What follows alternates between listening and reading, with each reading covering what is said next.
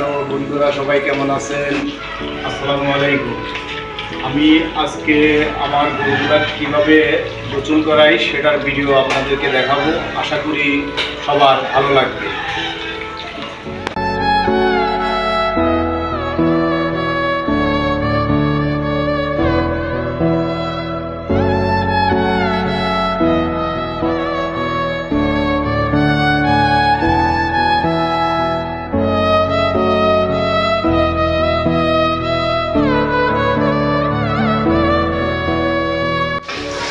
আমার তো মোট দুইটা শেড, এতগুলো গরুর জাপানো ভিডিওতে আপনাদের দেখানো সম্ভব না। এইভাবে এই গরুগুলাকে গোসল করাই। সবাই লক্ষ্য রাখবেন যে এইভাবে যেন গরু গোসল করার।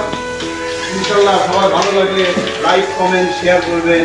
আসসালামু আলাইকুম।